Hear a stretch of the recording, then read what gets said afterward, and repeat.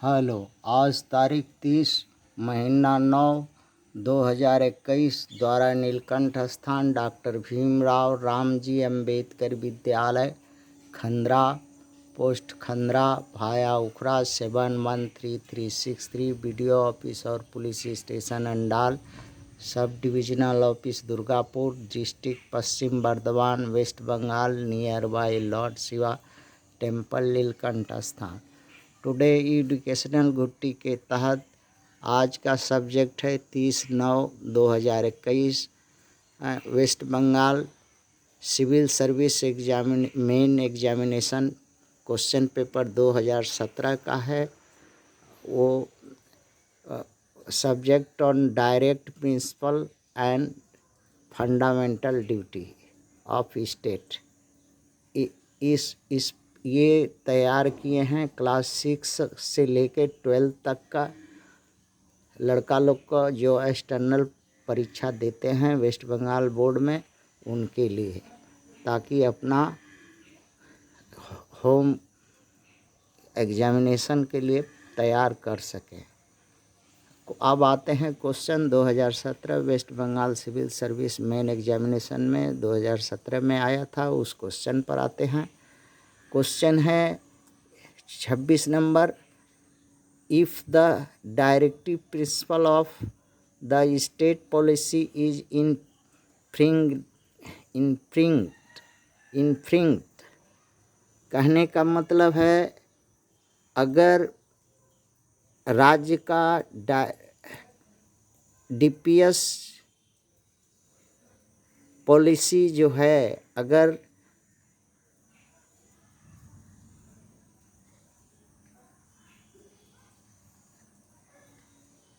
DPS policy अगर राज्य का कानून में कहे हुए बातों को न माने, अमान्य करे या उल्लंघन करे या मनमानी करे तो क्या किया जा सकता है, क्या ऑप्शन हो सकता है। अगर राज्य की सरकार directive principle of the state policy को उल्लंघन करे या तोड़े मड़ोड़े या अपने मनमानी नियम कानून पर चले तो क्या ऑप्शन हो सकता है। यहाँ यही बात कहा है, there is remedy in court, क्या उसका दवाई कोर्ट के पास है।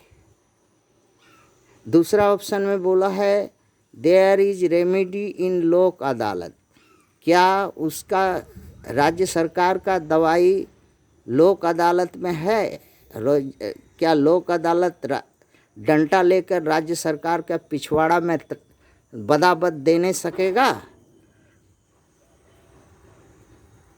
और सी ऑप्शन में बोला है there is no remedy by judicial proceeding, बोला है कि नहीं जुडिशियल जो प्रोसीडिंग में इसका ये जो राज्य सरकार जो भी करे, जैसा करे, उल्लंघन करे, मनमानी करे, जो कुछ करे, इसका जो कोई दवा जुडिशियल प्रोसीडिंग में नहीं है। ये ऐसा सी ऑप्शन में कह रहा है। फिर डी ऑप्शन में there is remedy in court of special executive magistrate, एक स्पेशल मजिस्ट्रेट के कोर्ट में इसकी दवा है। ये 4 ऑप्शन है, इसमें उत्तर क्या है, तो उत्तर इसका यही है सी वाला कि देयर इज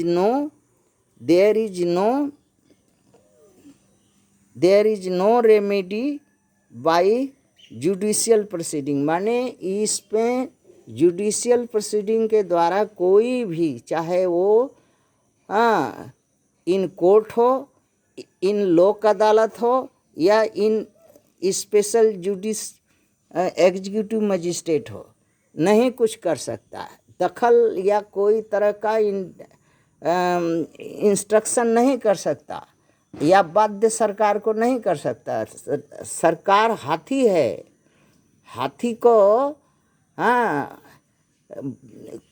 कोई जो है मना करेगा वो, और अगर हाथी नष्ट करने पर अगर राज्य घर नागरिकों पर उतारू हुए तो उसको कोई कुछ नहीं कर सकता, वो नष्ट करके ही छोड़ेगा। हाँ, तो इसलिए सी ऑप्शन है अब यहाँ पर प्रश्न है मेन का, तो इसमें लिखने या जानना जरूरी है। मेन फोकस इस पॉइंट में होता है, क्योंकि आईएएस के बराबर ये क्वेश्चन होते हैं, इसलिए इसको आईएएस के रूप में तैयार करते हैं। The state principle of state policy, इसको हम एक नंबर में अंडरलाइन किए, क्योंकि एक नंबर मेन फोकस पॉइंट 1 है, और दूसरा इन्फ्रीग्रेंट माने इसको जो मनमानी, उल्लंघन, नहीं कानून का नहीं पालन करना, ये दूसरा इसका पहलू है। 2 पहलुओं पर कुछ जो है अपना स्टेटमेंट दे करके इसको साबित करेंगे कि हाँ राज्य सरकार जो है मनमानी कर रही है। राज्य के नीति निर्देशक तत्वों को 3 भाग में बांटते हैं, एक socialist, Gandhian and western liberation principle, जिसमें धाराएं हैं। धाराएं उतना हम बोल नहीं पा रहे हैं, धारा देखिए। और यहाँ पर एक्सप्लेन में सबसे 48 नंबर जो है 38 नंबर धारा में जो कहा है कि the wealth state wealth and means of production will not in few hand, किसी 2-4 आदमी के अंदर जो है राज्य का वेल्थ और राज्य का प्रोडक्शन, मीन्स ऑफ प्रोडक्शन जो रास्ता से होता है, वो 2-4 आदमी के हाथ में नहीं होना चाहिए। हाँ, ये पहला 38 नंबर आप देखिएगा, विद्वान तो आप लोग है ही हैं, देखिएगा। इसमें जो सरासर उल्लंघन करता है, सिर्फ एक नायक तंत्र, एक आदमी के हाथ में राज्य का वेल्थ और राज्य का मीन्स ऑफ प्रोडक्शन है।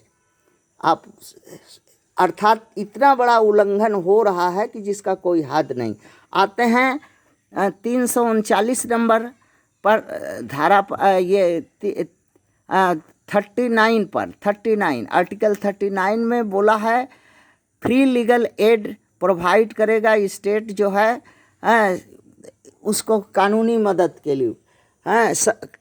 फ्री लीगल एड का नाम पर जनता को कहने से जनता डर जा रही है। क्यों जनता डर जा रही है कि आज तक के अनुभव जनता के पास में ये है कि जो लोग सरकारी वकील करता है या फ्री लीगल एड माने फ्री में या बिना पैसा का वकील करता है, तो वो वही वकील जो है उस जनता को सजाए दिलवाता है और अपने पीठ थपथपाता है राज्य सरकार से। इसलिए कोई भी जनता लीगल एड का विश्वास नहीं करती और नहीं लेना चाहती। और अब आते हैं 39A पर, इसमें इक्वल वर्क इक्वल पे। तो अपने घर में 50 रुपया में घी और अपना जो अपना वेतन 10,000 पर डे, 10,000 पर डे, और घी को 50 रुपया। ये है इक्वल वर्क इक्वल पे, जो पश्चिम बंगाल में सबसे ज़्यादा होता है या हर जगह हो रहा है। अच्छा, आते हैं 40 नंबर धारा में ऑर्गेनाइजेशन करना चाहिए पंचायत स्तर पर, ताकि जनता का सुख सुविधा जनता तो पंचायत जो है माने राज्य सरकार का एक ठो अय्यासी का, पैसा कमाने का, पैसा डकरने का, वोट बैंक बनाने का जगह हो गया है। पूरा खुली उल्लंघन 40 नंबर धारा का पश्चिम बंगाल में होता है। 41 नंबर धारा जो है बेकार लोग को नौकरी तो देने नहीं सकता, कम से कम उस लोग को भत्ता देना चाहिए, तो भत्ता भी नहीं देता, नौकरी भी नहीं देता, खाली कुत्ता की तरह पीछे पोछ हिलाने के लिए खड़ा रखता। अच्छा, 42 नंबर धारा, ये सब त्रुटियां हैं राज्य सरकार का। मेन आईएएस है ये, आईएएस का पेपर है ये कोई ये का नहीं है। हम कोई पार्टी का आदमी नहीं है। जो है सो बोलते हैं। आते हैं 42 नंबर पर।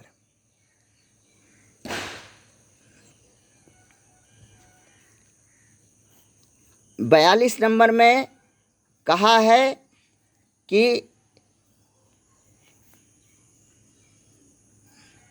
अंडर द हमन कंडीशन वर्क, जहाँ पर राज्य सरकार का इकाई यूनिट है वहाँ पर काम करने के लिए लायक जगह नहीं बना सका, और ना ही वो वहाँ खाली डिस्टर्ब है, या तो जिसके चलते स्टेट का जितना भी कल कारखाना सब खत्म हो गया।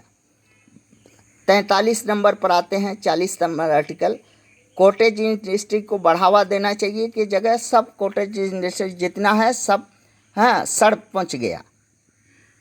ये कमियां है तो क्या करें, बोलो, नहीं बोले।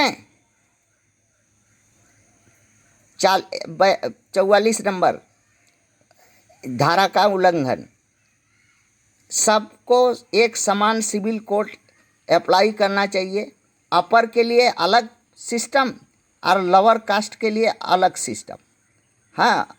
ऐसा सिस्टम भीतर माने फिल्टर में फिल्टर करके किस तरह से बाइकआउट किया जा सके इन लोगों को, वैसा सिस्टम है जो 44 नंबर धारा का इंडियन पेनल ये का उल्लंघन खुलेआम करती है। बाकी जो सहते सहते ऐसा हो गया है कि अब इनको सहने की आदत पड़ गई है। 45 नंबर में होता क्या है, मिड डे मील जो स्कूलों को प्रोवाइड करता है, ये सुअर गधा भी नहीं खाता, और सड़ा गड़ा है। लास्ट में तृणमूल का जितना ये है वो दुकान पर कहीं बेच करके पैसा पॉकेट में रख लेता है। 49 नंबर धारा में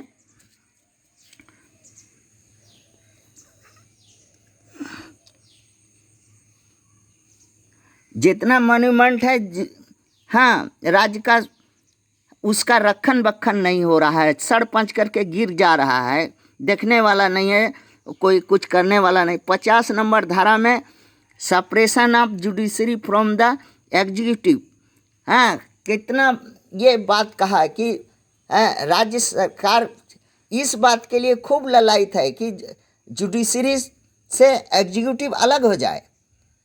तो अगर जुडिशरी से एग्जीक्यूटिव अलग हो जाएगा तो सिर्फ मुख्यमंत्री का बात मानेगा पुलिस लोग सिर्फ मुख्यमंत्री का बात मानेगा और मनमानी करेगा, कोर्ट उस पर डंडा नहीं चला सकेगा। इसलिए इसका जरूरी है, और जो इसका फायदा के लिए राज्य सरकार का फायदा का चीज़ है वही करेगा और वही के लिए दौड़ेगा, और जनता के लिए कोई कुछ नहीं करेगा। 51 नंबर धारा में जो है पीस एंड को एग्जिस्टेंस, ये पीस एंड को एग्जिस्टेंस बनाए रखने के लिए ये क्या है कि हर पाड़ा में हर गली गुच्ची में तृणमूल का ऑफिस लगाया है, ताकि वो जो काम पुलिस करता है वही काम ये लोग रात बिरात करते रहता है, ताकि डर से आदमी ना तो कुछ भी गलत ना करे। डरवाने के लिए हर पाड़ा में ऑफिस तृणमूल खोला है। तो ये पीस का एक अजीब तरीका है, एक नया तंत्र चलाने का, ताकि कोई आदमी ना तो अपने मन की बात रख सके, ना कह सके, ना ही कुछ तरह का अपना कोई क्रियाकलाप जो उसको विकास के लिए हो वो कर सके, बतिया सके, बोल सके। क्योंकि पाड़ा का बगल में, घर का बगल में तृणमूल ऑफिस बना के रखा है। सुनेगा तो मारेगा, शाम को आके घर तोड़ देगा। ये है ई पीस का एक कीपिंग का एक नया नमूना जो 51 नंबर धारा में है। थैंक्स।